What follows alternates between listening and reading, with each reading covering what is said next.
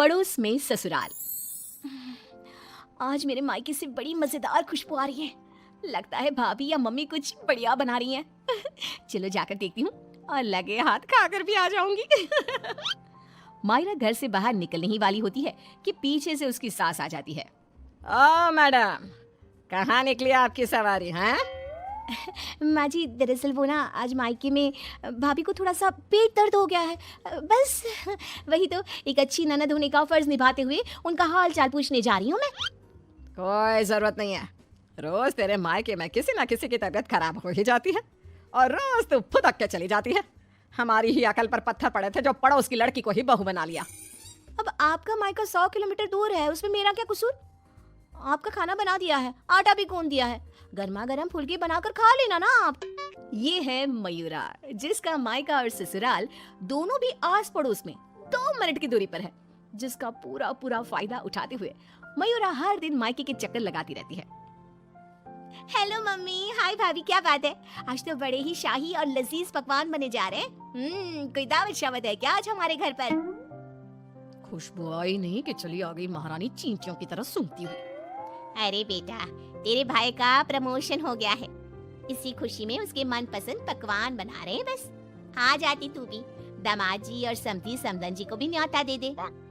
पर मम्मी जी, हमें थोड़ी ना पता था कि ये सब आएंगे। मैंने तो वैसे भी खाना कम ही बनाया है। क्या भाभी, अब आपको ये तो पता है कि मेरा ससुराल पड़ोस में ही है, और आपको तो मैंने कह कर रखा है ना कि मेरे 2 एक्स्ट्रा फुलके सेक कर रख दिया करो। मुझे मम्मी के हाथ की बनी सब्जियां कितनी पसंद है। ओए बड़ी महारानी। ऐसे ही मयूरा आधा दिन अपने ससुराल में और आधा दिन अपने मायके में गुजारती रहती। एक दिन सुबह नाश्ते के दौरान मयूरा के ससुर धनराज और पति श्लोक। अरे मयूरा, ये क्या? ये पराठा तो आधा कच्चा है और मेरा पराठा तो कुछ ज्यादा ही एक्स्ट्रा पक गया है, जो जल गया है। कोयले से भी काला हो गया। ये तो होगा भी क्यों नहीं। ये करम जली सुबह सारा काम ऐसे ही फटाफट गड़बड़ी में जैसे तैसे निपटाकर अपने मायके भाग जाती है। इससे क्या फर्क पड़ता है? सास को अगर चक्कर आ गए दिन दहाड़े, तब कौन आएगा बचाने? ओ कम ऑन माँ जी, चक्कर, और वो भी आपको? दिन भर आप हर आधे घंटे में कुछ न कुछ खाती रहती हो और फिर भी मुझे ताने कस रही हो। Very bad. तो तू कौन सी गड है? आई बड़ी। वहाँ मायके के घर में वंदना अपने पति यानी मयूरा के भाई गोपाल से कहती है, गोपाल, तुम ना तुम्हारी प्यारी बहन को समझा कर रखो। अरे तीज त्योहार, रक्षाबंधन, दीपावली, इन सब पे अपने मायके आए तो ठीक लगता है, लेकिन ये मैडम, ये तो रोज ही चली आती है मुंह उठाए। अरे सोचिए मम्मी जी, अगर मैं भी रोज इस तरह अपने मायके जाऊं तो आपको ये सही लगेगा? नहीं ना? फिर वंदना सही कह रही है मम्मी, जरा इस बात पर गौर फरमाइए। हाँ बेटा, मुझे पता है। उस दिन तो गली की औरतें भी सब्जी वाले के यहाँ गप्पे लड़ाते हुए बातें बना रही थी कि मयूरा तो दिन भर सिर्फ अपने मायके में ही रहती है। आज उसे आने दो, मीठे बोल से ही समझाऊंगी, समझ जाएगी वो। फिर जब मयूरा मायके आती है तो, मम्मी, आपको तो कोई दिक्कत नहीं है ना मेरे इस तरह आपसे मिलने यहाँ आने से? ये देख सरोज का मन ममता के मुंह में आ जाता है। ना बेटी ना, तू ऐसा क्यों सोच रही है? और तेरी आंखें नम क्यों हैं? तू क्यों रो रही है बेटा? समधन जी ने कुछ कहा है क्या? उफ़ो, ये मम्मी जी भी ना, उन्होंने एक आंसू गिराया नहीं कि पिघल गई। नहीं मम्मी, किसी ने कुछ नहीं कहा, बस आज आपकी बहुत याद आ गई। रोज आपसे मिलती ही हूँ, लेकिन आज पता नहीं क्या हुआ। और इसी के साथ सरोज अपनी बेटी को कुछ नहीं बोल पाती और अब मयूरा का मायके में आना जाना इतना बढ़ जाता है कि वो मायके के फैसलों में भी दखल अंदाजी देने लगती है। तभी वहाँ पर बरखा आती है। अगर इतना ही परेशान हो तो उसे घर के अंदर आने ही क्यों देते हो? वो एक पाँव अपने मायके की नाव में रखती है और एक पाँव अपने ससुराल की नाव में। अगर एक नाव हटा दे तो ना चाहते हुए भी उसे दोनों पैर एक ही नाव में रखने होंगे ना। हाँ काकी, एकदम बराबर बात कर रही हैं आप। लेकिन समधन जी, आप अपनी बेटी के मुंह पे दरवाजा लगा पाती क्या? देखिए, मुझे वो सब नहीं पता। अब उसका पूरा संसार उसके ससुराल में बस चुका है। उसे वहाँ ध्यान देना चाहिए, ना कि इधर मायके में। और इसलिए आप ही हो, उसे यहाँ आने पर आप ही को रोक टोक लगानी होगी। बस यही कहने आई थी। नमस्ते। अगले दिन ससुराल में बरखा की तबीयत खराब हो जाती है और मयूरा उसे बिस्तर पर ऐसे ही छोड़कर मायके भागती है। चली गई मायके, अपनी बीमार सास को बिस्तर पर छोड़कर, निकम्मी कहीं की। रात में जब धनराज और श्लोक दफ्तर से घर लौटते हैं तब वो देखते हैं कि मयूरा घर पर नहीं है और बरखा अपने कमरे में बुखार से तप रही है। और तो और घर में कुछ खाना तक नहीं बनाया है। आज तो हद ही कर दी मयूरा बहू ने।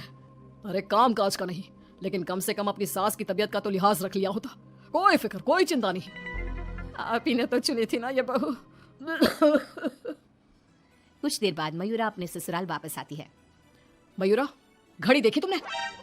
हाँ, घड़ी में 2 सुइयां एक साथ कितनी प्यारी लगती है ना। बिल्कुल आपकी और मेरी जोड़ी की तरह। मैं मजाक के मूड में बिल्कुल नहीं हूँ मयूरा। तुम्हारा ये मायके से ससुराल, ससुराल से मायके घूमने का तमाशा बहुत हो गया।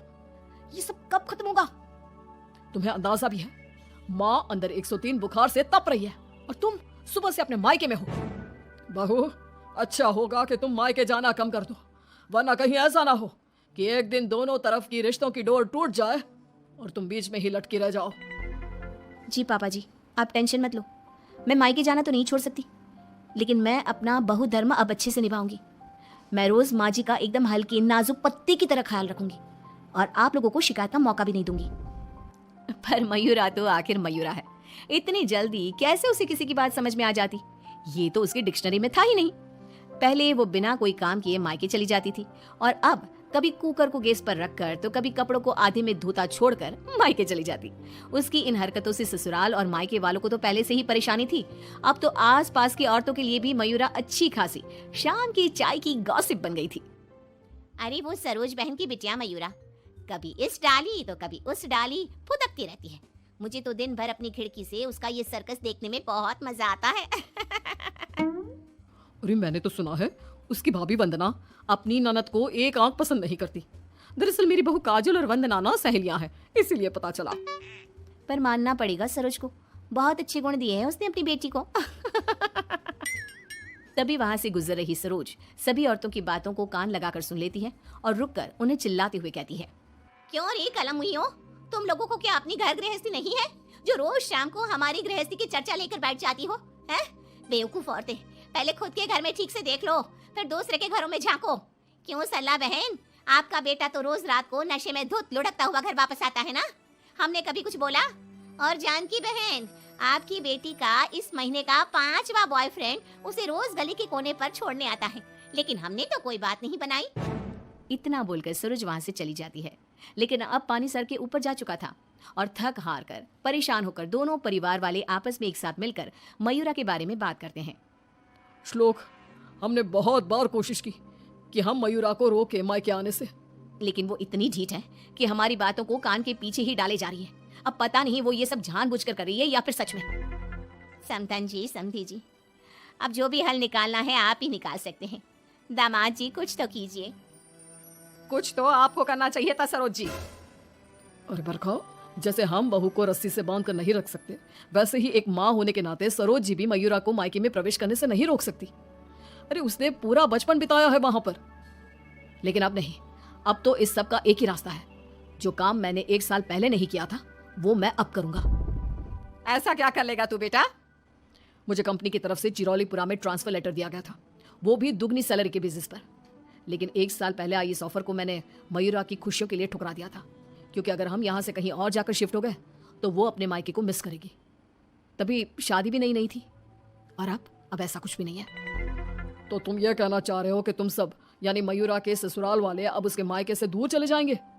जी हाँ, मैं इस ऑफर को अभी भी एक्सेप्ट कर सकता हूँ और फिर हम सब यहाँ से चले जाएंगे।